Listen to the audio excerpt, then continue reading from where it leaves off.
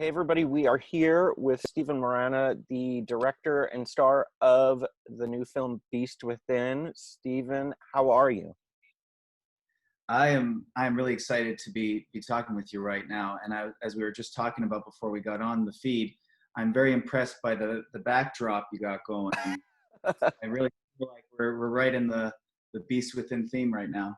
Yeah, we're totally dialed in. Can you tell our viewers basically what this film is, what it's about? It's a whodunnit werewolf thriller.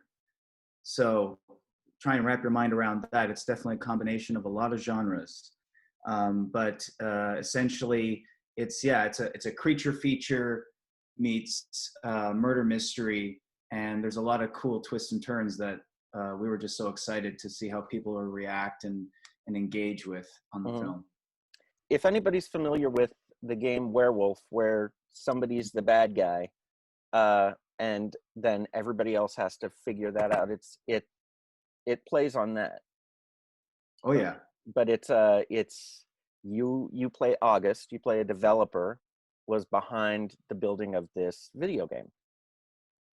And where does it go from there? You're at the launch party and Yeah, so August has got this, he's an introvert, he's a little awkward, timid guy. He doesn't want to be in the spotlight, even though they're, the publicists and the leader of the Supermoon Media company, he's kind of the eccentric billionaire that's launching the party, wants him front and center because he kind of wants him to be this squeaky clean poster boy for his game because he's got so much bad press.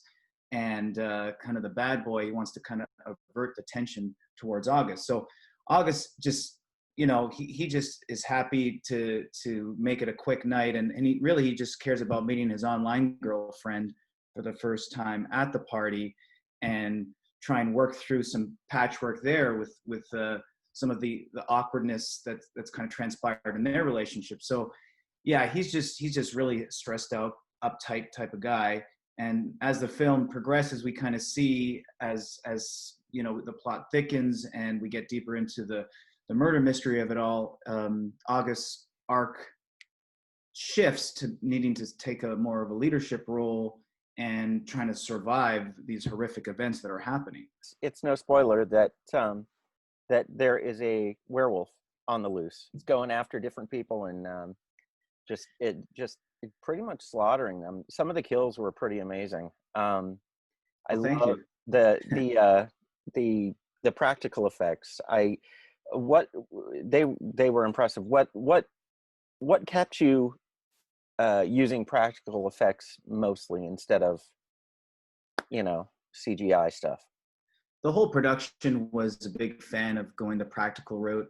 And I think, everybody's response has been the same, where, there's the feeling of that rawness that you get in practical effects that you just can't capture in CGI. And it's a delicate balance, because definitely you need CGI in certain situations. And we did have minimal amount for the facial expressions of the wolf, and just to kind of enhance certain aspects that maybe practical couldn't embody the same way. But I think a good combination of the two is a real winner in these situations. And yeah, we just felt like to get that texture, when you're filming with the different practical effects, was the way to go. And so yeah, we were very excited about how the werewolf turned out, and just all the practical effects we did. All the gore you see, that was all practical. I'd say 99% of our effects in the film are practical. So yeah, I think even if we had unlimited budget, we still would have gone the practical route. I'm really a big supporter of that, for sure. And speaking of practical, you said that you enhanced the werewolf just with minor bits of CGI and expression, but was that a costume? Was that a puppet? It was a customized built suit for our stunt man, Tyler Williams. And it was all, there was different pieces to it. There was like the head pieces that we had, multiple head pieces that we used, and then the body itself that could be connected in different ways. And so, yeah, that was all. And then it was a lot of just proper cinematography. And then, yeah, there was added CGI on specifically the facial expressions. But other than that, good color grading, cinematography, and just how we set up the shots gave all the mystique and effect that we were going for a chilling monster, you know? Yeah, I have to give you props on the one shot that I don't know that I'd seen it done before. The transformation, the silhouette. Okay. I was like, Yeah. I've never seen that.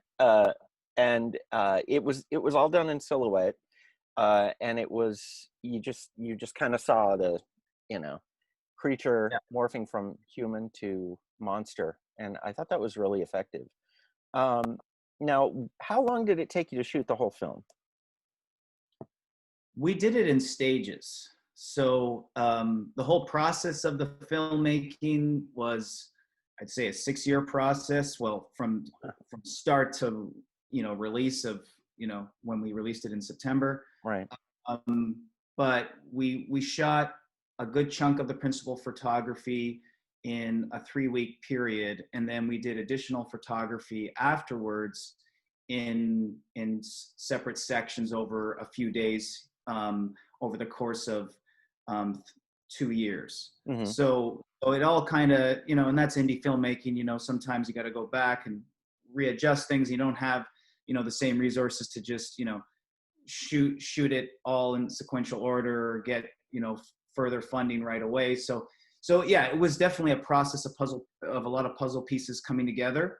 But no, we were very happy with, especially, you know, things came to life in a different fashion once we had the post production put on, where we had the soundtrack and the sound design brought in, and the different elements that brought, you know, the creature more to life with, like we were saying, you know, certain color grading and the CGI and different elements that kind of brought it to that next level. So yeah, each part of production took longer, just because, you know, it is an indie, and then also being able to, you know, kind of make sure that we got all that coming together in a nice puzzle. Yeah. I guess with indie filmmaking, it takes a lot of perseverance and a lot of patience. Would you agree? I would agree. You don't have the same overhead or team. So you're finding a few freelancers, a few people that are going to get excited about the project, review it, do it within their time schedule. And so, you know, that stuff takes, you know, twice as long as, you know, maybe your big studio production that you can just, you know, kind of shoot it out within, you know, days. So yeah, we were very proud of it, because the quality that we were able to get for this low budget film, we're very happy with. It was able to go to levels we never ever dreamed of, you know, and that, I think that's reflective in how we were able to get great broadcasting deals and a great rapport now, and the film festival circuit we did, and so on. By the way, I am wearing, just to shout out, I'm wearing a Lushka Fantastic Film Fest shirt. I want Nice. to. I'm thinking about them today. We did our world premiere there just about, it's been almost a year, and their first night is tonight. Oh, And it's extra emotional because Rafael Medivia, who actually was kind of a mentor to me, we became friends after the festival, and was the founder of the festival, passed away a few months ago, and they're doing a beautiful memorial for him today, as well as, you know, just, they're going to do a big applause in honor of him. And they're full-fledged. The festival's going full-fledged. It's 30% capacity under the COVID rules in Puerto Rico, and, oh, it's in Puerto you Rico. know, Okay. yeah, in Puerto Rico. Yeah. So you know, my thoughts and prayers are with them today, and that's airing live today on their Facebook page at 8 p.m. Eastern, 5 p.m. Pacific. So yeah, I thought I'd just mention that too. That just reflecting on our journey, where we started a year ago in our film festival circuit. It's yeah, and my condolences for your loss on a friend and mentor. Yeah, yeah. That's pretty Thank rough. you. Uh, the fact that you even got a film made for an indie filmmaker is a miracle. Uh, Yes. I would And agree. and what is it? What's the bit of advice that you would give to other indie filmmakers who have an idea and are struggling and pushing through, especially now, right now, with the pandemic happening and slowing everything down? You know, well, I feel, first of all, perseverance, determination are key elements to any artist, any entrepreneur for that matter. But specifically for filmmaking, you know, there's so many pieces. It's not like it takes a community to make a film. It's not a one person show by any means, and it's a combination of having a good team around you that has that same vision with you, that supports you. You really do become like a family, and being able to love it so much that you're willing to make sacrifices and not, you know, people focus a lot on the glory at the end, like the end result, but to get there, that process, if you don't enjoy being in the trenches and having those, you know, maybe hitting those walls and having to figure out how can we, you know, make the most of this, or based on our budget or based on whatever we've lost, sometimes you have to stop the bleeding or kill some of your darlings along the way to get to a finished product. And it really is a combination of the art meeting the constraints of the business, of the reality of having it as a professional product that needs to go out to the masses.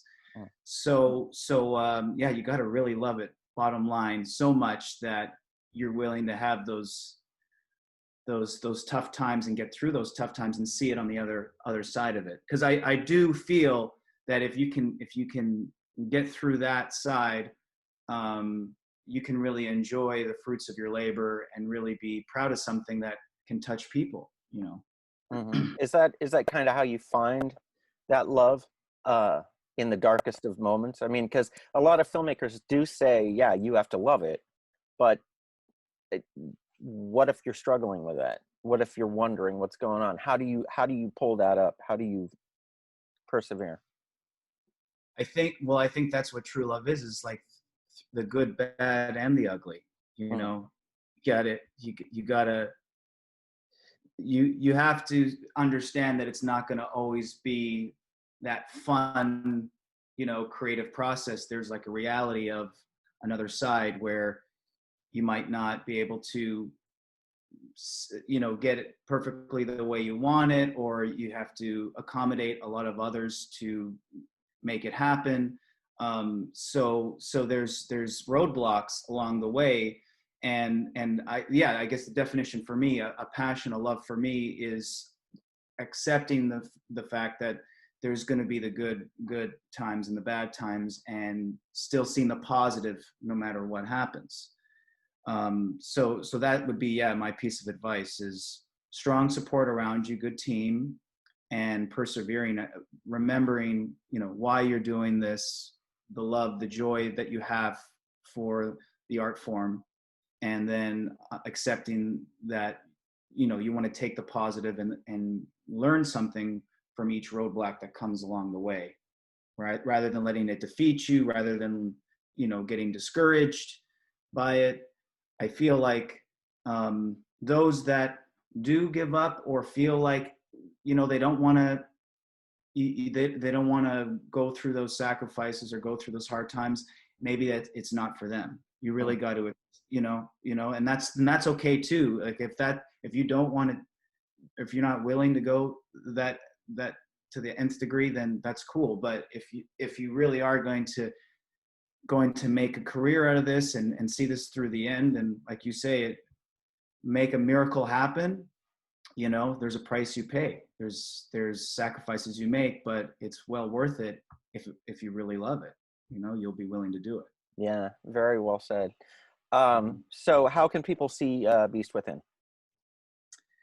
Right now it's in US and Canada. We'll be announcing other platforms down the line, but in US and Canada it's on all on demand cable retailers and satellite retailers, and then all the digital platforms as well. So you name it, Cool. iTunes, Google Play, Vudu, um, it's everywhere on VOD and digital. and we'll definitely be making more updates. You can check us on our website, beastwithinmovie.com, and all our social media platforms up there. Yeah, I'll be posting stuff on my feeds as well, so you can follow me at Steve Morana on Instagram and Real Steve Morana on Facebook. That's right. So yeah, we're excited. We're excited about that. Awesome. Well, listen, thank you so much for taking the time to talk. And everybody, check out Beast Within. I All right. appreciate being on the program. Thank you so much, man. Thank you. Thank you so much.